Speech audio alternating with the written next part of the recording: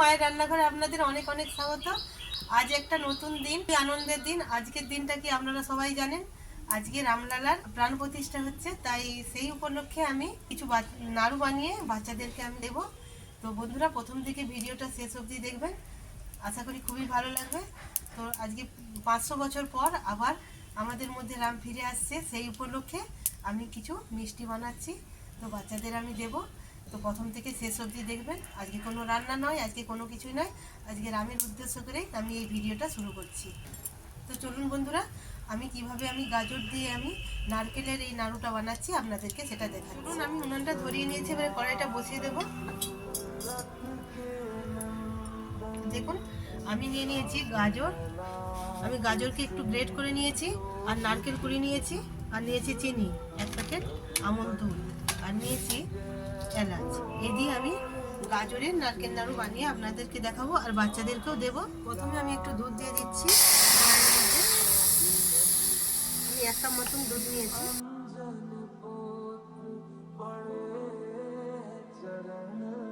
এবার এর মধ্যে আমি দুটো ছোট ছোট গাজর কুচিয়ে রেখেছিলাম, সেই গাজরটা আমি দিয়ে দেবো।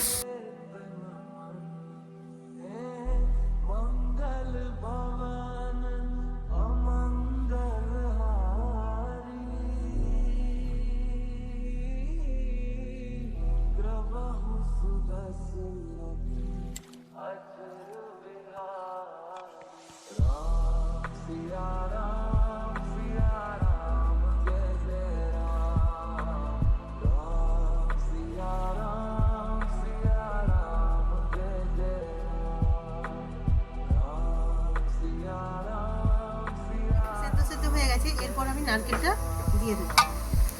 আমি একটা বড় মাপের নারকেল নিয়েছিলাম, দুটো গাজর দিয়ে এটা নাড়ুটা করছি। এটা ভালোভাবে গাজরটা যখন সেদ্ধ হয়ে যাবে তখন এর মধ্যে নারকেলটা দিয়ে দিতে হবে। দেখুন, গাজরটা আমি সেদ্ধ হয়ে গেছে। এরপর আমি নারকেলটা দিয়ে ভালোভাবে এটাকে নেড়ে নিচ্ছি। দেখুন, এইভাবে এটাকে নেড়ে নিতে হবে। এটা হালকা নাড়ার পরে এর মধ্যে আমি চিনি নিয়ে নিয়েছি। চিনিটা আপনারা যতটা দেবেন গাজর, সেই পরিমাণে চিনিটা দেবেন। আমি এখানে 1 বাটি পরিমাণে, যতটা গাজর বাটি পরিমাণে দিলাম ততটাই আমি চিনি নিয়ে নিয়েছি।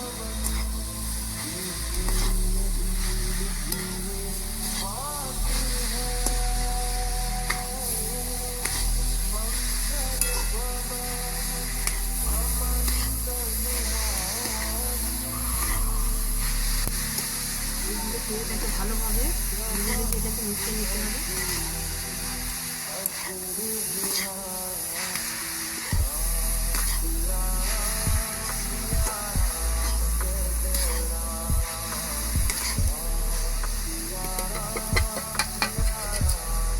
সমস্ত চিনিটা দিয়ে দিলাম।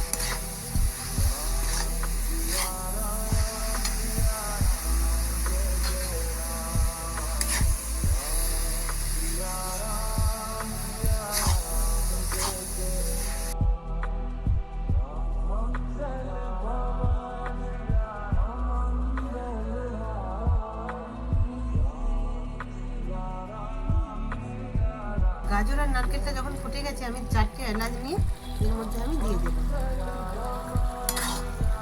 দেখুন, গাজরটাও সেদ্ধ হয়ে যাবে, নারকেলটাও এর মধ্যে সেদ্ধ হয়ে যাবে। এই এলাচটা দিলে একটা খুব সুন্দর একটা গন্ধ আসবে।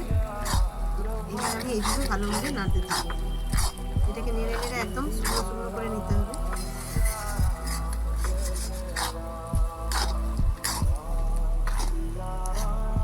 কালারটা দেখুন কত সুন্দর কালারটা এসেছে।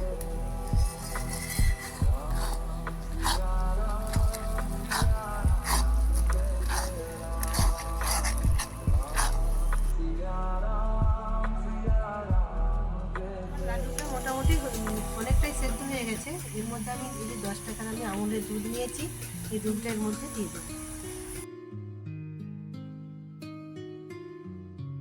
দিয়ে ভালোভাবে এটাকে নাড়ি চালিয়ে এর সাথে মিশিয়ে নিতে হবে। এই আমুল দুধটা দিলে লাড্ডুর স্বাদটা খুব সুন্দর আসবে। এইভাবে ভালোভাবে এটাকে মিশিয়ে নিতে হবে।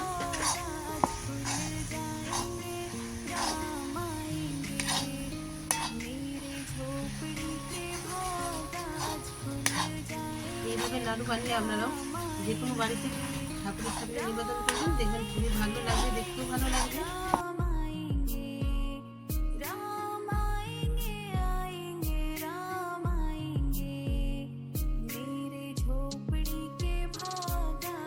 অনবরত নাড়তে হবে, নাহলে এটা নিচেতে ধরে যাবে, তখন লাড্ডুটা একবারে ভালো হবে না। এইভাবে এটাকে নেড়ে নেড়ে এটা শুকনো শুকনো করে নিতে হবে। পাকটা শুধু একটু দেখে নিন বন্ধুরা, পাকটা ঠিক এইভাবে হবে। দেখুন দেখুন পাকটা দেখুন, এখানে নারকেলটাও সেদ্ধ হয়ে গেছে আর গাজরটাও সেদ্ধ হয়ে গেছে খুব সুন্দরভাবে। এর মধ্যে দিয়ে দেবো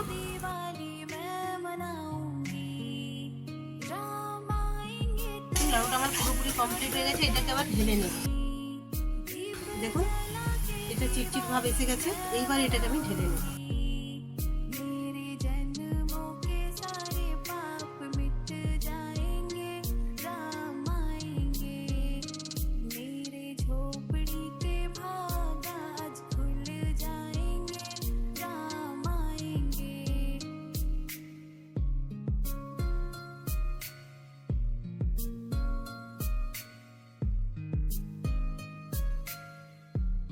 পায়েস করার জন্য আমি কিছুটা ছানা কেটে নিচ্ছি,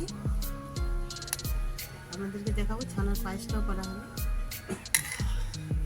আমি দুধ কিছু নিয়ে আমি এই কড়াতে আমি ছানাটা কেটে নিয়েছি। দেখুন ছানাটা কেটে গেছে, মানে অল্প অল্প গরম আছে, একেবারে ঠান্ডা হয়ে যায়নি। এবার আমি নারকেলটা এইভাবে পাকিয়ে নিচ্ছি।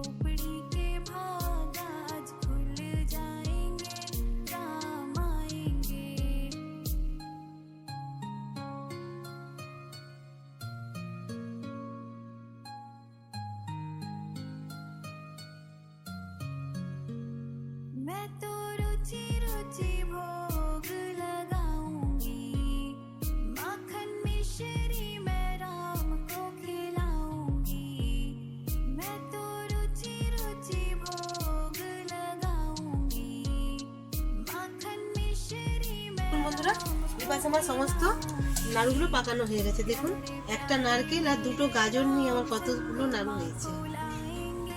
নাড়ুগুলো দেখুন কত সুন্দর শক্ত হয়েছে। দেখুন দেখুন কোনো হাতে দাগ বসছে না, একদম কত সুন্দর শক্ত হয়ে গেছে।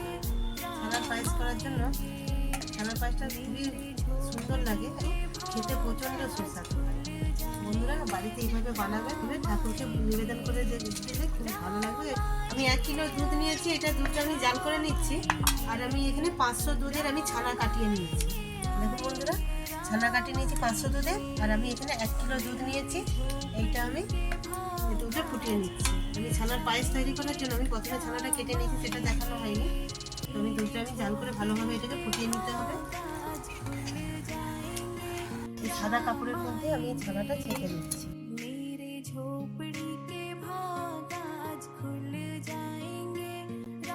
ছানাটা কত সুন্দর কাটানো হয়ে গেছে।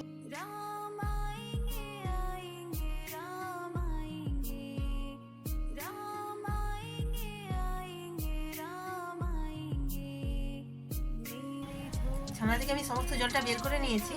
এবার আমি দেখছি এটা আমি দেখুন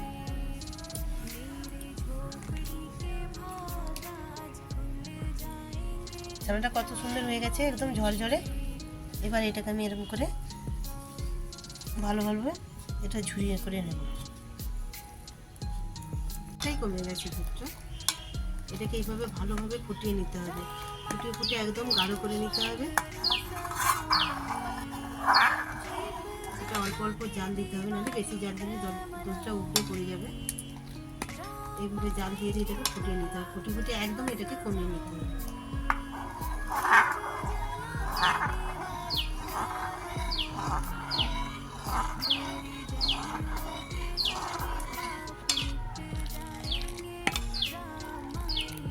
দেখুন দুধটা এবারে পুরো হয়ে গেছে। এবার আমি ছানাটা দিয়ে দেবো।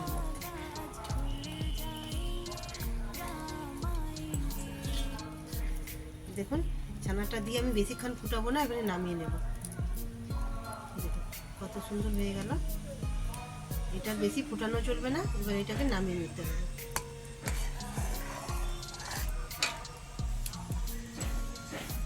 আমি ঢেলে নেব। দেখুন কত সুন্দর এটা হয়েছে।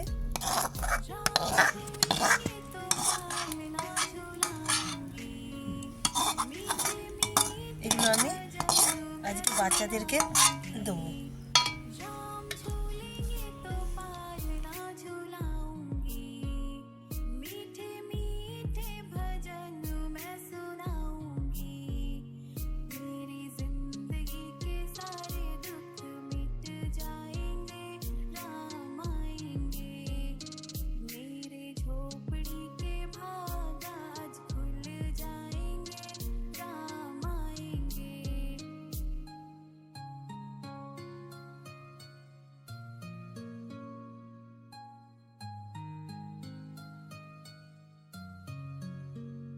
मैं तो रुचि रुचि भोग लगाऊंगी, माखन मिश्री मैं राम को खिलाऊंगी।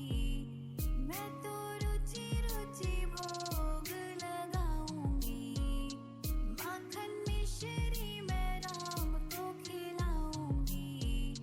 प्यारे प्यारे मेरे राम संग माँ को लाएंगे, राम आएंगे।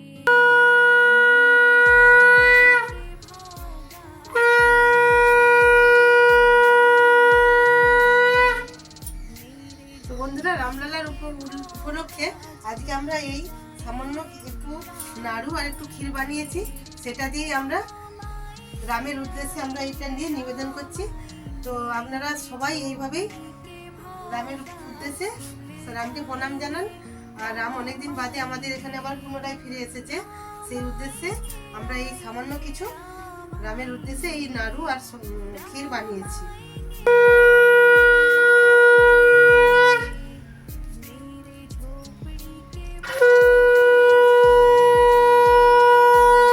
ফুল দিয়ে কত সুন্দর রামের নাম লিখে দিয়েছি। আর আমরা প্রদীপ প্রজ্বলন করেছি।